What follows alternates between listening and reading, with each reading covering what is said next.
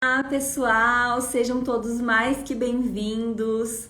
Vamos começar a nossa live de hoje com o tema Fonoterapia online com crianças pequenas. Será que funciona? Vamos conversar sobre isso. E hoje eu vou receber aqui com muito prazer a fonoaudióloga Isadora, que vai compartilhar com a gente um pouco sobre a experiência dela nesse tema. Então vocês fiquem à vontade para participar, para enviarem perguntas. Deixa eu ver se a Isa já apareceu por aqui, para eu já chamá-la. Isa, cadê você? Deixa eu ver aqui se ela já deve estar me mandando já. Nós separamos algumas perguntas que são mais frequentes, que tanto a Isa quanto eu recebemos sempre, mas vocês podem ficar à vontade para participar, que na medida do possível nós vamos respondendo aqui, tá? Deixa eu ver aqui. Vamos ver aí agora aqui com a gente. Tá todo mundo me ouvindo bem? Coloquem aí para mim se está boa a imagem, o áudio. Sejam bem-vindos. Oi, Isa! Oi, Boa noite. Deixa eu arrumar aqui, ó. boa noite. Deixa eu ver aqui também. Quer ajustar as câmeras aqui. Corta a nossa cabecinha, né? Quando a outra Mais pessoa pra trás um entra. pouco. Isa, seja muito, muito bem-vinda. Obrigada. Eu estava comentando aqui com o pessoal que hoje nós vamos conversar sobre fonoterapia online com crianças pequenas. A Isa trabalha bastante tempo com linguagem infantil e desde que o conselho liberou que os atendimentos fossem realizados de forma remota, a Isa está vivenciando essa experiência. Hoje eu sou muito feliz em dizer que conto com a Isa na minha equipe da clínica virtual da Mais Fono. E é sempre muito bom tê-la na equipe, as contribuições dela são perfeitas. Ela já, inclusive, deu uma aula para nós sobre teleconsulta, de coração, assim, de presente. Então, Isa, eu queria te agradecer por estar aqui comigo hoje para dividir, para trazer isso para o pessoal. E gostaria que você se apresentasse, falasse um pouquinho sobre você também. Obrigada, Paula. Queria dizer que é sempre uma honra estar aqui. Fico nervosa quando apareço aqui, porque, tem um monte de gente aqui olhando e queria dizer para esse monte de gente que é para ser uma conversa mesmo, que tiverem de dúvidas. A gente montou um roteirinho, como a Paula falou, das dúvidas mais frequentes, mas o que vocês vierem pensando durante a conversa podem mandar aqui. Eu tenho um pouco de dificuldade de ler os comentários enquanto falo, Eu vou lendo aqui, pode deixar que eu mas dou a uma Paula me olhadinha e te ajuda nisso. falo. Então, prazer, eu sou a Fono Isadora. Eu atendo em Novo Hamburgo, que é no Rio Grande do Sul, e no mundo, né? Porque essa é a novidade aí do atendimento online. Desde que a gente começou a atender online, a gente teve a possibilidade de não dizer mais sou a fonoaudióloga de Novo Hamburgo, interior do Rio Grande do Sul, e dizer que eu sou a fono que atende linguagem infantil para a família que precisar, para quem precisar. E acho que começar essa conversa me apresentando assim hoje é muito especial para mim, porque eu sempre me vi assim como a fono que trabalhava na cidadezinha, na clínica, que tinha aquele público ali que não iria conseguir sair daquilo ali. Eu tô até E, arrepiada, sabia? Ouvindo você falar. e a gente não gosta de falar, né, Paula, que o lado bom da pandemia, o lado bom, eu não quero trazer essa fala, mas o lado bom da gente ter se dado a liberdade de tentar atender remoto, de tentar atender online crianças, mesmo sem saber de início se daria certo. Porque eu comecei a atender sem saber se daria certo. Nos possibilita hoje se apresentar assim. Então, prazer, Isadora, fono da linguagem infantil do Brasil e do mundo todo. Ai, que maravilhosa. Gente, é sério, eu me arrepiei. Você foi falando, eu fui me arrepiando toda aqui.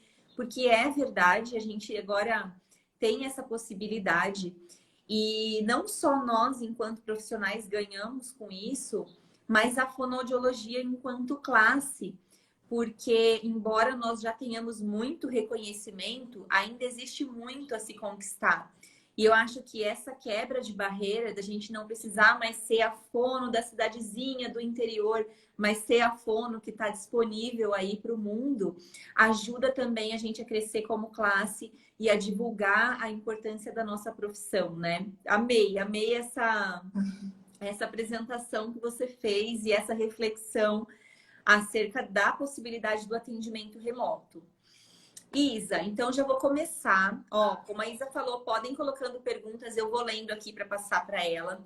Mas eu já queria começar te perguntando qual é a pergunta mais frequente que aparece para você quando você fala sobre a possibilidade de atender uma criança online. O que as pessoas, os pais, mais perguntam? Acho que não é nenhuma pergunta, é uma constatação, assim, porque as pessoas nem perguntam, já chegam assim, constatando que não vai dar certo, né? É verdade. Com meu filho não vai dar porque ele não fica parado na frente da tela. É o Isso que eu mais é o que eu recebo mais também. escuto. Não, eu acredito que dá certo, acredito que você faz com um monte de gente, mas com meu filho não, porque ele não fica parado. E aí que é importante explicar um pouquinho para o pessoal como que é essa dinâmica, como que acontecem esses atendimentos, porque eu acho que é essa dúvida. Talvez o pessoal relacione muito o atendimento remoto com o atendimento presencial. E querendo ou não, muitas coisas nós adaptamos. Nós precisamos realmente pensar no que era realizado no presencial, mas adaptar para essa nova realidade. Então eu queria que você contasse um pouquinho de como isso acontece. Até nessa ideia de relacionar o remoto com o presencial, eu gosto disso, sabe? Porque de início eu via que as coisas estavam muito assim. O modo de atender criança remota era totalmente diferente do modo de atender criança presencial. Então, a gente aceitava que a criança lá no presencial estivesse na mesinha, depois fosse para o tapete, depois fosse para debaixo da mesa, depois saísse correndo pela sala, e a gente não aceitava que a criança do remoto tivesse essa atitude, né? Como se a criança do remoto tivesse que ser outra criança, e não nós tivéssemos que ter outras atitudes, estratégias com a criança, né? Então, eu sempre digo, a criança é a mesma. O que muda é o nosso jeitinho de se adaptar a essa realidade, né? Então, aquela criança que eu tinha antes no presencial e que ficava todo o tempo de terapia sentadinha na mesa, é a criança que vai ficar o tempo todo olhando para a tela, né? Que normalmente é a criança que está ali em idade escolar, 5, 6 anos, que tem um tempo de atenção maior, né? Agora, a criança com 2 anos, a criança com 1 ano e meio, a criança com 3 anos, se ficar parada na frente da tela, eu vou dizer que tem problema, né? Eu vou dizer que não está certo. Então, a gente entender isso e passar essa informação para os pais desde o primeiro contato. Dizer, gente, não se preocupem, eu vou ver a bagunça da casa de vocês, eu vou andar por todos os cômodos da casa, eu vou me levantar também. Não existe atendimento remoto infantil que se arrume da cintura para cima. Aquela história de trabalhar home office é bom porque fica de pijama embaixo e se arruma para cima. As minhas crianças conhecem meu pé, tá? Eu mostro o pé, eu digo para elas tirarem meu pé, ver se tem chulé, eu boto o pé na câmera, eu levanto, eu me escondo aqui atrás da cadeira, a criança sai correndo também. Então, a gente tem esse movimento como a gente teria no presencial. Tá? Então, para os pais que têm essa insegurança quanto ao meu filho não fica parado em frente à tela, ou as fonos também que gostariam de atender e têm essa insegurança, não. O público que eu atendo não fica parado, tá tudo bem e tem como a gente atender assim. É adaptado. Claro, a gente precisa de experiência, né, Paula? Sim, sim. Inclusive, tem uma pergunta aqui da Dulce, que ela perguntou o seguinte: os pais ficam com a criança como coterapeuta? E aí? Então, todos os pais ficam com as crianças durante o atendimento, tá? Essas crianças que, como eu falo, eu costumo dividir assim, criança escolar e criança não escolar, tá? Então, Aham. a criança que já está no ritmo de aula, que já sabe mexer no computador, os pais não precisam ficar do lado, né? Tem muitas crianças aí, 5, 6 anos, que os pais ligam o atendimento e vão para outra sala e a criança fica comigo precisando, a criança grita, mãe, me Aham. ajuda, pai, me ajuda. Agora, esses pequenos, a gente precisa do auxílio dos pais, né? A gente Sim. precisa dos pais ali. Eu chamava antes de coterapeutas, mas hoje eu digo que são pais, né? A gente precisa dos pais Uhum. sendo pais e participando ativamente da terapia dos filhos. E vale E ressaltar. Ah, desculpa, achei que eu. Desculpa te não, interromper. não, pode falar. Não, eu ia falar que vale ressaltar que às vezes o pessoal pensa assim, ai, mas é muito diferente do presencial, porque os pais estarão presentes. Mas não. Principalmente nesses casos em que as crianças são não escolares, como a Isa diz, crianças muito novinhas, é fundamental que os pais estejam participando ativamente do processo terapêutico. Na verdade, de todas, né? De todas as idades, mas em especial das crianças mais novas, os pais precisam participar ativamente, porque eles precisam entender a partir do que nós estamos avaliando, o que nós encontramos e o que vai ser trabalhado. Porque a sessão vai ser o quê? 50 minutos ali com os pais e com a criança, às vezes revezando um pouco, né, Isa? Mas o que vai realmente fazer a diferença são esses pais bem orientados para saber como agir, como colocar em prática no dia a dia da criança. O que vai realmente fazer com que a criança evolua não são os 50 minutos da sessão, mas são as diversas horas do dia a dia dela em que ela está em contato com esses pais, em que ela interage, enfim, que ela tem a rotina dela ali, né, Isa? Isso, eu até divido a minha vida fonoaudiológica em três partes, assim. 100% presencial, antes de pandemia, quando não se falava em atendimento remoto. O 100% remoto, onde eu não tinha possibilidade a não ser os pais desses pequenos estarem junto. E hoje que eu estou no presencial e no remoto. Porque o meu presencial, depois de eu ter a experiência do remoto, mudou totalmente. Questão de trazer os pais para dentro da sala, a questão de como eu faço essa orientação mesmo no presencial, mudou muito, sabe, Paula? Porque eu comecei a perceber, entrando na casa dos pacientes, alguns erros que eu tinha, algumas falhas que eu tinha de comunicação, como que os pais entendiam essas orientações e como que eles faziam essas orientações em casa. Então, Uhum. hoje eu digo que no remoto os pais são pais assim como são aqui no presencial comigo, porque o modo como eu trabalho com eles é igual nos dois, né? Exatamente. Tem alguém que comentou aqui, ó, a Edna. A fono Edna Matos. Eu faço questão dos pais na sessão. É muito bom para eles verem como estimular a criança na prática. E eu acho que isso casa com o que você acabou de falar, né, Isa? Porque quando os pais não entram na sessão pensando no presencial, e aí a gente chama para conversar, e eu sempre fiz isso, sempre fiz muito isso, talvez o que a gente orientou na mente deles seja de um jeito diferente do que nós faríamos na prática. Quando o pai entra na sessão e vê o que está sendo feito, ele entende muito melhor como isso deve ser reproduzido, né? Então, a gente começa a ter um olhar mais, assim, acho que mais otimista até para os atendimentos remotos, quando a gente faz essa comparação, como você falou, e quando a gente começa a perceber a diferença que faz os pais bem instruídos colocando em prática aquilo que a gente orienta, né?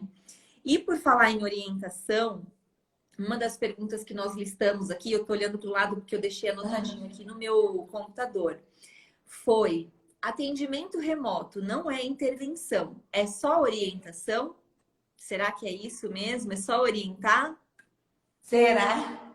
Vou te dizer que quando eu comecei a atender remoto, e daí eu comecei ali naquela semana onde todo mundo achou que quarentena eram 15 dias ou 40 dias, eu pensava no atendimento remoto como orientação, né? Principalmente desses pequenininhos, assim. E eu iniciei como orientação, no sentido de ir questionando os pais como é que está em casa, estão conseguindo seguir o que a gente já tinha conversado, porque eram pacientes que já eram meus, né? E à Uhum. medida que o tempo foi passando, 1 mês, 2 meses, 3 meses, que começaram a surgir pacientes que precisavam do primeiro atendimento e que eu não podia só orientar ou só perguntar se aquilo que eu já tinha trabalhado de intervenção estava dando certo. E eu comecei a tentar entrar com intervenção. Daí eu percebi que não, que o atendimento remoto ele pode ser só orientação, mas ele também é muito intervenção, né? Então, claro que Sim, tem famílias, assim como no presencial, que a gente vai só orientar, que não precisam de uma intervenção, que vão chegar com uma avaliação e a gente vai orientar a família e dizer, ó, a princípio está tudo certo, faça isso, isso, isso, nos vemos daqui tanto tempo, siga essas orientações. Agora, sim. aquela criança que precisa de uma intervenção, a gente vai intervir e a gente vai ser fono e os pais vão ser pais e vai ter essa relação aí, assim como no presencial. Com certeza.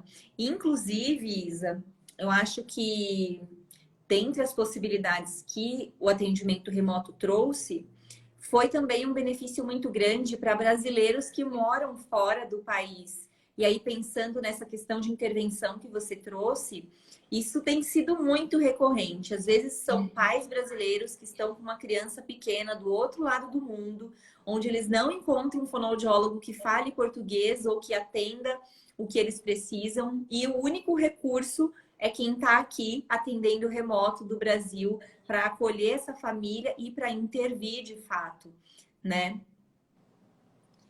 Isso foi um choque para mim, assim, porque quando eu comecei a atender, eu não tinha esse público na cabeça, das famílias que moram fora do Brasil. E hoje é um público que aparece muito para a gente, inclusive na clínica, né, Paula? Sim, E a gente vê o quanto essas famílias estavam desamparadas, tanto por questões geográficas, né, de não ter acesso a uma fono que fale a língua materna da criança, como em relação a como é diferente o tipo de orientação e a fonoaudiologia praticada no Brasil e fora do Brasil.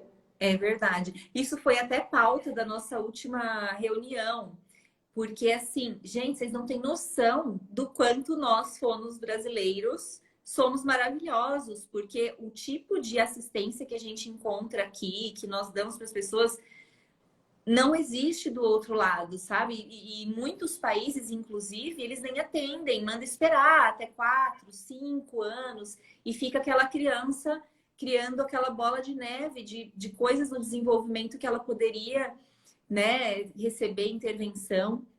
Sabe que quando eu comecei nas redes sociais, Isa, surgiu para mim o caso de uma menininha cujos pais são brasileiros e estavam morando nos Emirados Árabes.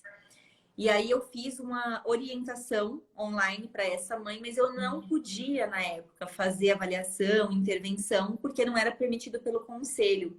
E eu cheguei a entrar em contato com o conselho pedindo essa permissão, porque os pais não tinham outra saída, mas tá no código de ética, não pode, não pode. Então hoje, olha só onde a gente pode chegar e o quanto de pessoas nós podemos ajudar.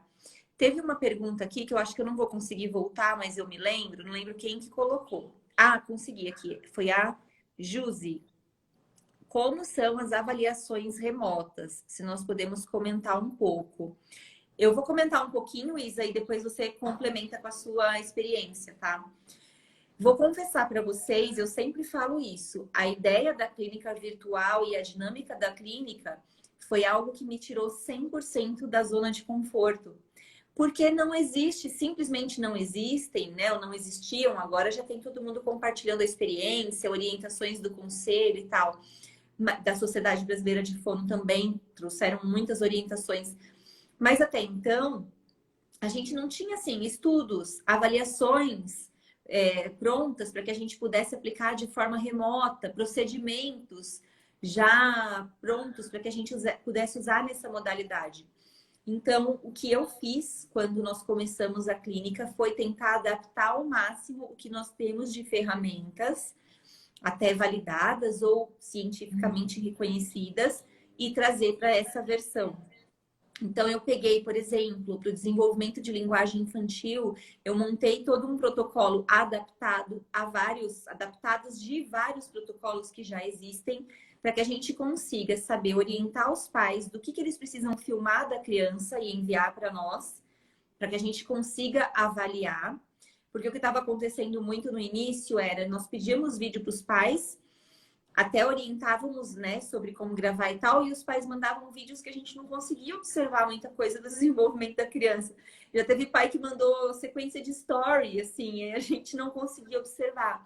Então, eu criei um checklist mesmo de variando, né, por idade, por tudo, do que eles precisam filmar, né, do que eles precisam filmar para enviar para a Fono observar. E a Fono também tem um roteiro do que observar com base nos protocolos que nós já utilizamos no presencial. Porém, vem daí também a avaliação clínica mais subjetiva, né? Então, a gente não pode descartar e pensar só em usar protocolos e uma coisa muito metódica e mecânica, porque nós estamos lidando com seres humanos. Então, o que eu fiz a princípio foi isso, mas eu queria que a Isa compartilhasse um pouquinho também de como ela faz a avaliação na prática.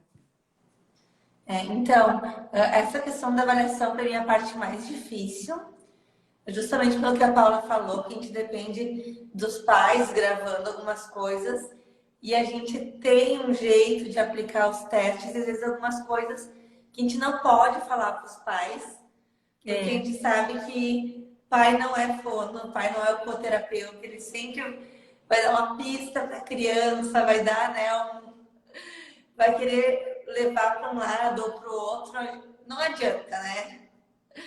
E então, o que eu tenho feito bastante com os pais antes de eu avaliar, eu peço para eles me mandarem vídeos da criança que já tenham gravado no celular.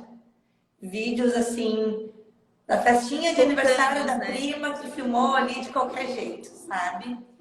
E daí eu avalio, analiso esses vídeos sem nenhum protocolo.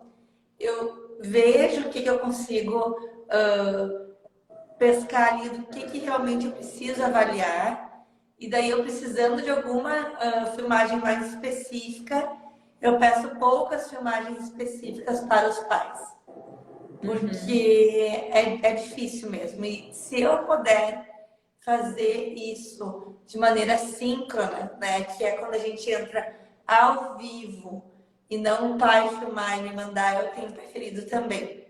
Que acho que eu tenho mais controle dessa avaliação, né? Porque às vezes fica mais até o vídeo, espontâneo a e gente vê que os pais fidedigno, filmam né? várias vezes. E tem protocolos que a gente precisa a primeira resposta da criança. E daí os pais acharam que a criança não ficou bem, ou que apareceu a casa feia no fundo, ou que alguém falou uma besteira no fundo e vão lá e filmam de novo. Né? Então, já compromete aí também a avaliação, o resultado. Então, a gente tem que ter muito cuidado em relação a isso. Mas hoje eu sou muito tranquila, assim, quanto à avaliação. A gente vai pegando essas dificuldades das famílias e vai criando esses caminhos, e depois que a gente consegue isso, fica bem mais fácil.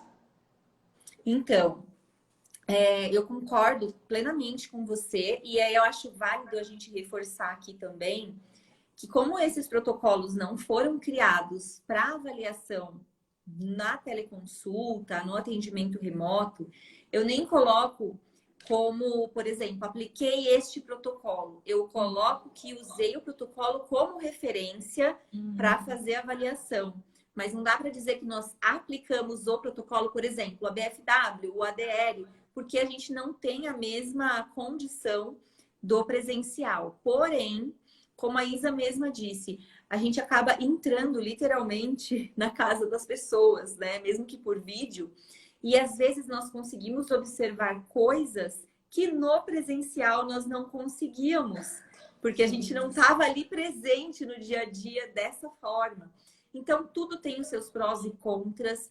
Eu vou pedir encarecidamente para o pessoal que está aí na área acadêmica, desenvolvendo pesquisa, para que desenvolvam ferramentas mais específicas para o atendimento remoto que a gente vai amar.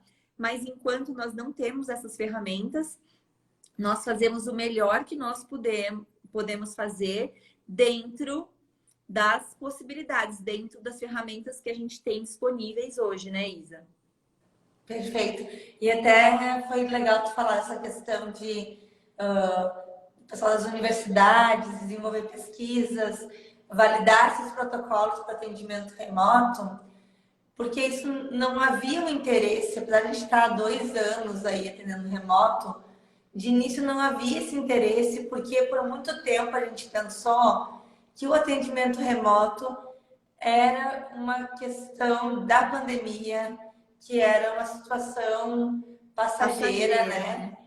E hoje a gente vê que realmente não é passageiro, que veio para ficar por conta de toda essa situação de famílias que estavam desamparadas. Então, a gente tem muita necessidade de estudos, de protocolos de avaliação nessa área e de intervenção também, né? Eu vejo já um movimento das universidades em relação a isso, que pesquisa se faz passinhos curtos, né? Então, é um estudo, daquele estudo vão surgir outros estudos, que vão surgir outros estudos, então a gente não pode também ficar esperando 5, 6, 7 anos até a gente ter um protocolo totalmente validado, né? Até porque, se nós formos parar para assim. pensar, se a gente for parar para pensar também, mesmo no presencial, que nós já temos muitos protocolos validados, muitos procedimentos, cada ser humano é único. E aí, se a gente tenta seguir algo muito robotizado, muito automático com todos os pacientes, nem sempre dá certo. Tem protocolo que a gente consegue aplicar perfeitamente com um paciente com uma determinada idade, com uma determinada queixa, e aí com outro paciente que tem uma queixa semelhante e a mesma idade, não dá certo. Por quê? Porque a gente lida com o ser humano e é tudo muito subjetivo. Então, eu acho que a prática da teleconsulta, né, do teleatendimento, faz a gente refletir um pouco sobre isso também. Não é mais difícil do que o presencial. A gente só não está acostumado com isso ainda. Estamos nos acostumando. Mas nós já vimos que dá resultado. Inclusive, pela Mais Fono, às vezes eu fico com vontade, assim, de compartilhar. Lógico que eu não compartilho por questões éticas. Nós não podemos, mas a gente recebe muitos feedbacks positivos. Teve um paciente que mandou um áudio um dia que a gente até se emocionou, assim, porque é uma mudança na vida. Paciente de gagueira, pacientes adultos que têm alguma questão de fala, que procura, mas também pais de crianças que conseguiram um bom desenvolvimento com o atendimento 100% remoto, desde a anamnese até a intervenção, né, Isa? Sim. Deixa eu dar uma olhadinha nas nossas perguntas aqui, mas pode falar. Eu vou servindo minha aguinha enquanto isso também, que minha voz tá daquele jeito, Deixa eu ver aqui. Uma boa pergunta é: existem diagnósticos que não podem ser atendidos remotamente? Tá polêmica, né, Paulo? Mas tem que ser. São as perguntas que as pessoas mais fazem. E essa daí, eu acho que, como você falou, não é nenhuma pergunta. É meio que uma constatação das próprias fonos. Assim, não, tem casos que não dá para atender no remoto. O que você diz disso? Então, segundo o Conselho Federal de Fonoaudiologia, as diretrizes do Conselho, não existe nenhum diagnóstico que seja proibido a gente atender remoto, tá? Não existe assim, vocês não podem atender tal caso remotamente, tá? Nem o diagnóstico, nem idade, nem nada. A gente pode fazer avaliação, pode fazer intervenção, mas o que se coloca é que o fonoaudiólogo tem que saber se é possível atender aquele caso remotamente ou não. Quando eu comecei a atender, eu trabalhava numa clínica que era referência na minha cidade na área do autismo. E então tinha muitos pacientes com diagnóstico ou com suspeita de autismo. E o que mais se espalhou por aí foi que autismo era proibido atender remoto, que não tinha como autista atender remoto. E eu comprei essa briga porque eram meus pacientes e eles estavam em casa e a clínica estava fechada e eu precisava dar alguma resposta para essas famílias, não podia deixar eles desamparados. Então eu falei, tá, não dá para atender, mas eu vou orientar, então. Eu vou ligar toda semana e conversar com os pais. E eu comecei a ligar para eles e as crianças, oi, tia Isa, oi, Fono, e eu, oi! E daqui a pouco elas vieram me trazendo brinquedos, me mostrando as coisas, me mostrando a casa, e eu, opa, eu acho que a gente pode tentar aí uma intervenção com as crianças, né? Ah, Isa, 100% das suas crianças com esse diagnóstico conseguiram ser atendidas? Não. Muitos desligaram na minha cara. Muitos quebraram o celular dos pais. Um quebrou o celular do pai. Tive que ser culpada aí por um iPhone quebrado, mas tudo bem. Então, assim, não existe essa questão do diagnóstico, existe a questão da individualidade de cada ser, né? Assim como tinham crianças que entravam na porta do meu consultório chorando, berrando, que saíam de casa e entravam no carro, assim, ó, batendo os pés desesperado. E que eu atendendo remoto na casa da criança foi assim, ó, outra criança, outro contato com a criança no ambiente. Então, a questão não é o diagnóstico, a questão aí é a criança e o que eu preciso fazer também. Então, por exemplo, alguns casos hospitalares, a gente não tem como atender remoto. Eu não tenho como fazer a aspiração de um paciente remotamente. Né? Alguns casos aí de motricidade orofacial, a gente vê uma dificuldade muito grande na avaliação também, né? Que depende aí do nosso tato, né? Que a gente pediu para os pais apalparem e dizer se tá bom, se não tá bom, os pais não têm como dizer. Então vai muito do que a gente precisa avaliar e de como a família e de como o paciente aceita também isso, tá? Agora dizer que tem um diagnóstico que não pode, isso não. E essa questão, eu acabo sempre fazendo uma correlação com o presencial também, de alguma forma, mas é para a gente comparar.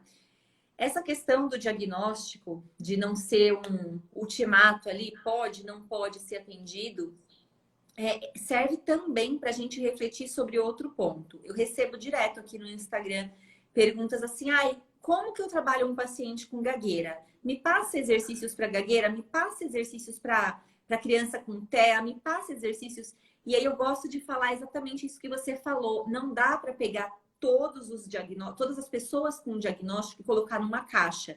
Então, se essa criança é autista, você vai trabalhar isso, isso, isso e isso com ela. Porque ela é autista, mas muito antes disso, ela é um ser humano que tem as individualidades, as particularidades dela, e ela vai precisar ser avaliada para saber como vai ser conduzido aquele caso. Isso para gagueira, isso para os casos de atraso de fala, isso para tudo, né? Então, no remoto, no presencial, a gente precisa realmente ter esse olhar para a subjetividade de cada um. E não é uma coisa simples. Às vezes a gente aqui conversando pode passar essa impressão de que, nossa, é muito fácil, é muito tranquilo. E não é, né? Então, realmente nós precisamos avaliar o que dá certo e o que não dá. Você citou a MO, e eu lembro que no começo, quando apareciam casos de MO, as meninas ficavam meio assim, ai meu Deus, mas como eu vou avaliar? mas chegaram alguns casos de MO que já tiveram alta. Inclusive, nós tivemos um caso de MO na clínica que estava há anos tentando ajeitar os dentes, né?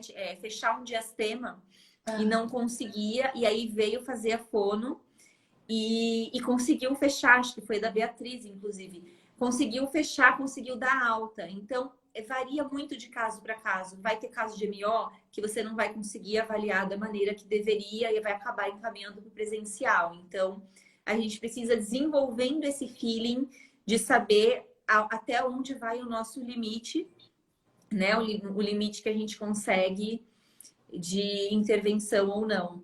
Ah, e a pessoa está perguntando o que é MO. Desculpa, pessoal, às vezes os pais não sabem, né? MO significa motricidade orofacial e tem a ver com as nossas funções de mastigação, de fala, de fonação, de respiração, tudo que a gente faz movimentando esses músculos e esses ossos aqui da face.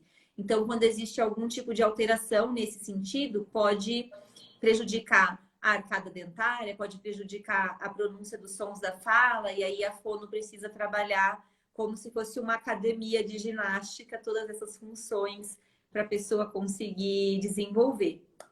Acho que explicando essa dificuldade, né? Porque fala, a gente escuta a fala, a gente avalia.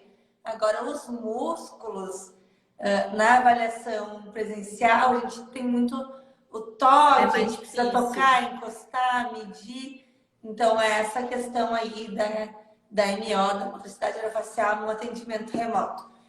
Paula, eu vou falar uma coisa que talvez alguns entendam mal, mas eu vou falar, porque eu sou dessas. Fala.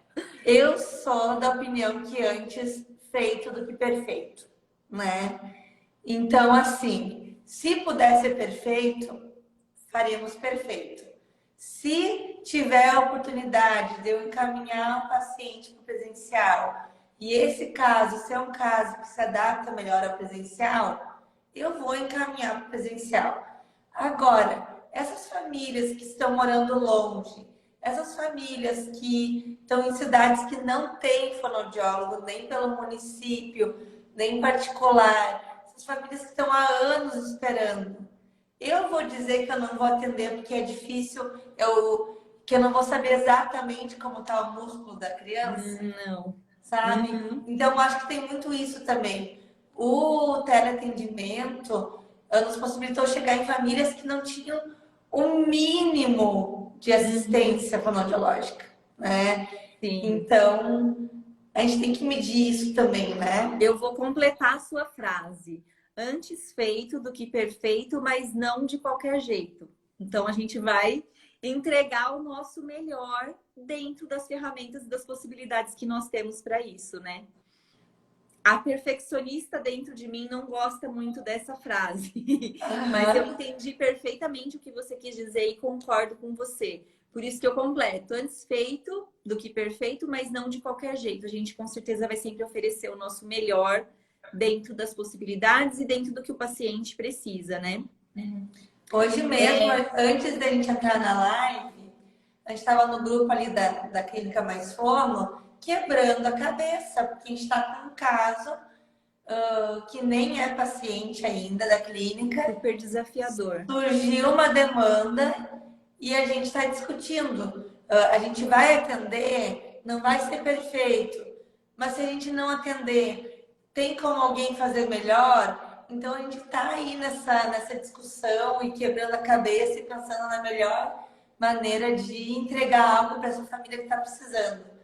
Então, nesse sentido, eu acho que muita gente cai em cima do atendimento remoto de não dá, não dá, não dá, mas ao mesmo tempo está deixando de prestar um atendimento para quem está precisando, né? Exatamente. A gente também não pode condenar algo sem tentar, né? E eu confesso para vocês, quando veio a ideia da clínica virtual, quando a gente cogitou, eu cheguei a pensar, gente, eu acho que com adulto vai dar muito certo, com criança, será? Eu tinha essa insegurança também. E eu acho muito difícil quem não passou por esse momento de insegurança no começo, né? Só que aí quando a gente se empenha, vai dando o nosso melhor, vai tentando uma coisa, não deu certo, vamos tentar outra. A gente vai encaixando e vai colhendo frutos e resultados disso.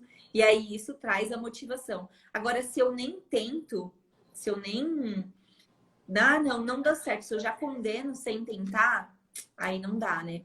Tem uma pessoa, Su, perguntando sobre bloqueio. Bloqueio é uma disfluência da gagueira, em que a pessoa fica bloqueada, como se ela estivesse fazendo força para falar. Hoje aqui na nossa live, nós estamos falando sobre atendimento online. Inclusive, nós fazemos atendimento online nos casos de gagueira também, tanto adulto quanto em criança. Então, eu já vou te convidar a dar uma olhadinha lá no meu canal, no YouTube, onde eu falo bastante sobre gagueira e tem um vídeo só sobre bloqueio. E se você precisar, estamos à disposição na Mais Fono. Só acessar lá, maisfono.com.br. E prometo fazer uma live só sobre gagueira para a gente falar mais profundamente sobre isso, tá bom? Ô Isa, vou para uma próxima pergunta. Vai. Que é, preciso elaborar materiais no computador para compartilhar com a família? E aí? Então, quando começou um boom assim de... Gente, meu tripé tá caindo, eu tô arrumando aqui. Não, tava Quando tendo uma reforma aqui começou, agora. Eu tava aqui torcendo para acabar, acho que parou. quando começou a questão dos atendimentos remotos, muitas fonos começaram a elaborar materiais para adaptar a terapia presencial para o remoto, materiais no computador, imagens para compartilhar com as famílias, PowerPoints, vídeos do YouTube. Então, a gente teve uma força-tarefa muito grande nesse sentido. E são materiais que ajudam muito. Fala, você deu uma trancadinha, eu tranquei? Tá tudo bem, tô te ouvindo. Tá. Então, são materiais que, em muitos casos, são muito úteis, que salvam assim, a terapia da fono, mas não são todos os casos que a gente vai atender usando esse tipo de recurso. Muitas vezes o atendimento remoto vai ter esse nome só porque a gente vai estar usando uma tela para ter o contato com a família. Mas os materiais, os recursos que a gente vai usar vão ser esses que a gente tem na clínica, que a gente tem na casa da criança. Vai ser o brinquedinho da casa deles, vai ser o material físico que a fono tem. Então, não necessariamente a fono que vai atender remotamente precisa ter um grande conhecimento de elaboração de materiais no computador, ou precisa fazer uma pasta aí com vários materiais, que eu sei que muitas fotos têm essa insegurança. Ah, eu não sou boa na tecnologia, eu não sei fazer essas coisas, eu não sei mexer em computador, isso não é para mim. Mas o atendimento remoto ele é mais parecido do presencial do que muita gente imagina. É. E mais uma vez entra naquela de que cada paciente vai demandar uma coisa, né? Se você tem um paciente que fica mais tempo com atenção ali na tela, talvez fazer um jogo no computador vai funcionar super bem. Se for um paciente um pouco mais agitado, tem que usar da criatividade que a Isa tem de sobra para chamar a atenção dessa criança, para poder interagir com ela e não necessariamente mantê-la ali sentadinha, prestando atenção na tela. Teve alguém que colocou aqui que tem medo de tentar online e não dá certo. Você só vai saber se dá certo se você tentar. E a gente tem que ser bem sincera. Isso vai de perfil para perfil. Pode ser que a pessoa não tenha o perfil para atendimento online e realmente não dê certo. Mas eu sugiro que quem está na dúvida tente. Porque a gente nunca vai saber se uma coisa vai dar certo sem tentar, sem pelo menos investir uma energia ali, né? E existe também existem supervisões de casos, existem cursos, existem materiais aí. Quando eu comecei não tinha nada, Paulo. Eu Foi um imagino. caos. Tipo assim, eu fazia chamada no WhatsApp com as famílias, Era sabe? você e Deus. O meu celular, ele trancou, travou, eu não tinha como ligar nem desligar de tanta coisa que eu recebia de vídeos, porque eu não sabia nem como fazer. Hoje a gente já tem mais disponibilidade de pessoas ensinando isso, então fica bem mais fácil, né? E é Sim. isso, vai muito de perfil também, de profissional para profissional. Tem gente que não, que fica envergonhado, Que que não se se sente adapta, né? desconfortável. Eu me sinto desconfortável às vezes, porque eu sei que tá a mãe e a criança aqui, mas que tem outra pessoa que não está aparecendo e eu não sei quem é. Isso para mim causa desconforto às vezes ainda. Então a gente vai ter que ir sentindo o que pra gente é ok, quais são os desafios, mas tem que tentar, se não tentar a gente nunca vai saber também. Olha só que legal. A Emily colocou aqui: o meu filho mais velho é autista. Ele fez fonoterapia online por um tempo e deu certo. Tá dentro do que você até compartilhou de experiência com a gente. A Su perguntou se nós atendemos online. Eu tenho uma equipe hoje pela Mais Fono. Você pode acessar maisfono.com.br. A Isa, inclusive, faz parte dessa equipe, junto com outras fonos maravilhosas, e nós prestamos sim esses atendimentos online. É só entrar lá para saber mais detalhes, e se ficar alguma dúvida, tem o WhatsApp de suporte para auxiliar vocês no que vocês precisarem, tá bom? Isa, vamos para mais uma perguntinha. Estou dando uma olhadinha no nosso tempo aqui. Ah, essa é uma boa pergunta. Se o tempo de atendimento é reduzido em relação ao atendimento presencial, pelo fato de uma criança pequena não ter tanto tempo de atenção em frente à tela. Isso aí é uma coisa que muita gente pensa também, né, em relação ao atendimento remoto, de que o tempo tem que ser diferente. Eu não vejo essa diferença, tá? Na minha experiência. Eu sei que algumas fonos veem essa diferença e fazem Sim, quebram, combinações né? diferentes com a família, fazem sessões diminuídas mais vezes na semana. Isso, de novo, vai depender do terapeuta e da família e da criança, tá? Mas eu acho que um pouco, até pela minha dinâmica de atendimentos, ser mais ativa, não ser tão parada, a criança consegue ficar um tempo maior ali. E a gente tem que criar também algumas estratégias terapêuticas, né? Para manter a atenção da criança nessa chamada, nessa tela, assim como a gente faz lá no presencial, né? Assim como a gente faz em qualquer atendimento com criança, assim como a prof da escolinha faz na aula, assim como os pais fazem para manter a criança dentro do carro, que tem que ter uma estratégia para a criança ficar aquele tempo ali. Então, acho que essa questão de tempo não tem muita relação, assim, tá? É, Já ouvi isso de algumas colegas, mas na minha prática não. eu também já vi pessoas que quebram assim, e não tem nada relacionando isso na resolução do conselho, não que eu me lembre, né, de que não pode quebrar o tempo de sessão. Então, realmente fica aí da conduta de cada um. E uma outra pergunta que nós tínhamos colocado no nosso roteiro aqui, deixa eu ver. Ah, uma ótima. A exposição à tela do atendimento não vai prejudicar ainda mais a dificuldade de linguagem da criança? Porque a gente está sempre aqui batendo na tecla que tem que diminuir o uso de telas. Inclusive, hoje no meu canal vai um vídeo com dicas para diminuir a exposição às telas. E nós estamos aqui falando sobre atendimento remoto diante de uma tela. Então, Isa, eu queria que você falasse um pouquinho sobre isso. Será que vai piorar? Será que vai prejudicar? Será que é hipocrisia nossa, né? Dizer que não pode ir lá e fazer?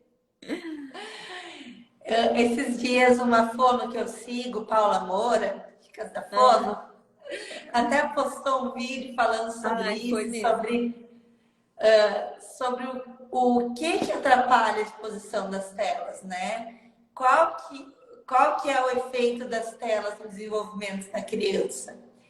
E essa fono que eu sigo, que eu gosto muito, colocou que muito mais do que a exposição às telas, a falta de interação, né?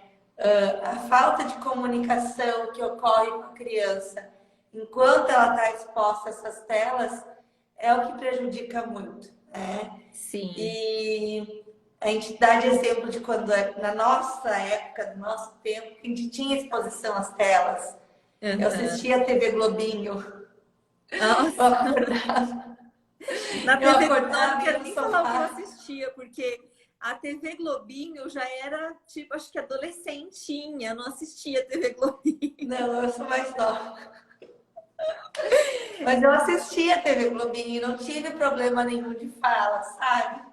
Aham, é. Mas se a gente for comparar o tempo de uso de telas que tinha naquela época e o tempo de uso de telas que a gente tem hoje, o acesso às telas que os nossos pais tinham e que os pais têm hoje também, as interações, né? A gente está na mesa, às vezes adultos mexendo no celular, a criança no tablet.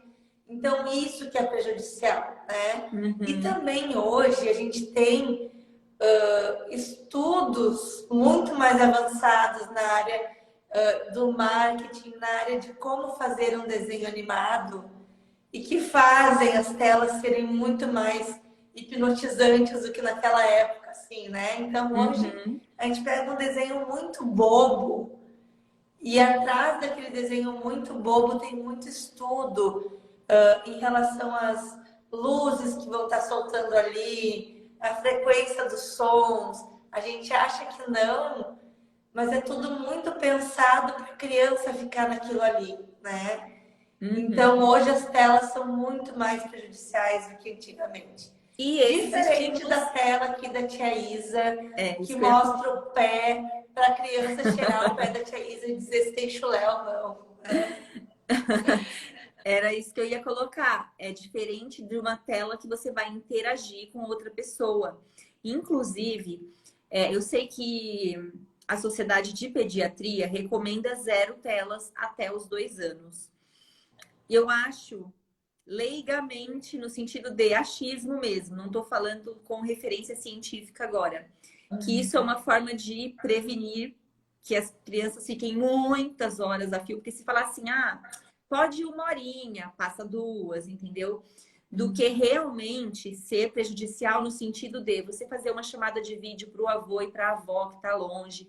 Na fase de pandemia, eu recebi algumas mensagens de pessoas assim: nossa, os meus pais querem muito ver o meu filho, porque a gente não se viu, faz meses que nós não nos vimos, não nos vemos por causa da pandemia, mas eu não quero deixar o meu filho na frente da tela para falar com o vô e com a avó. Então a gente tem que saber dosar isso. Não é a ligação de 10 minutos, às vezes até menos que isso, com o avô, com a avó que está lá cheio de amor para falar uma palavra de carinho para a criança naqueles minutinhos, que vai prejudicar o desenvolvimento dela porque ela ficou exposta à tela. O que vai prejudicar é aquele momento que ela deveria estar no parquinho brincando e ela está sentada olhando para a tela.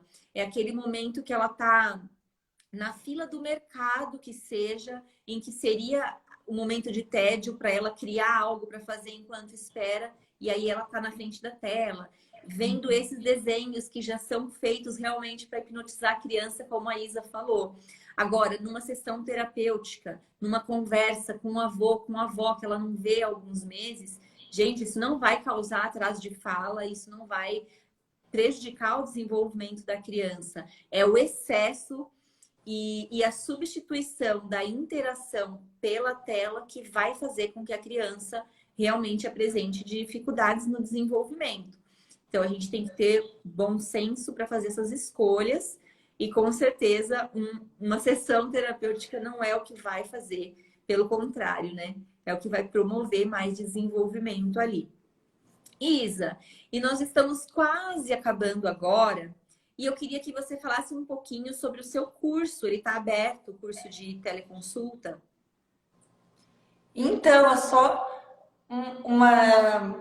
uma fono do marketing assim, horrível, porque eu tô aqui fazendo uma live, podendo expor, e eu não fechei a data Faça ainda. seu merchan. Ah, você não fechou a data? Mas as pessoas podem te chamar Mas no vai sair direct, o né, para curso saber. mês que vem, tá? Mais pro final do mês, durante a semana. É um curso que ele é online, ele é ao vivo.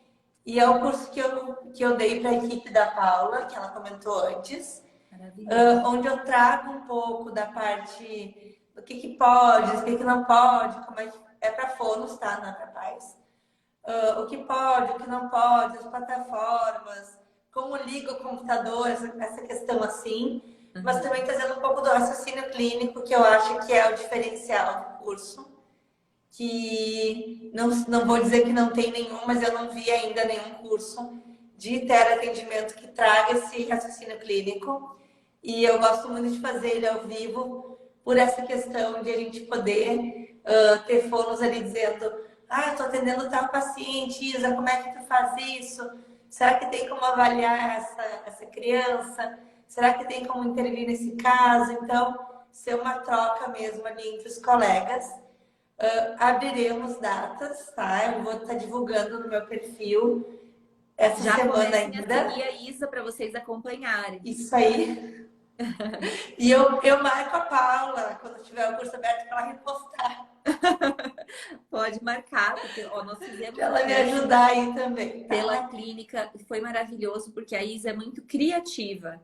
Então, além de trazer todas as questões da resolução, do conselho, as partes mais burocráticas que a gente precisa seguir na teleconsulta, ela traz muito da vivência prática dela e as ideias criativas para aprender a atenção da criança, para fazer a coisa funcionar, para saber como driblar também quando não funciona, porque tanto no remoto quanto no presencial, às vezes a gente cria a estratégia, chega na hora é um fiasco. Comigo isso já aconteceu várias vezes. E às vezes aquela estratégia que a gente nem demorou muito para criar, que a gente não está dando nem muita bola, a criança engaja, né? Então a Isa traz muito dessa experiência prática dela no curso e vale muito a pena vocês conhecerem. E quero dizer para vocês também, mais uma vez, né? Já falei, mas vou repetir para finalizar, que a Isa atende, a Isa e outras fonos maravilhosas atendem de forma remota pela Mais Fono, que é a clínica virtual. E vocês podem ver todas as informações de como funcionam os atendimentos lá no site da maisfono.com.br. É muito simples, você vai entrar lá no site, vai escolher a especialidade que você precisa, se é gagueira, se é linguagem infantil, se é voz, se é oratória e comunicação.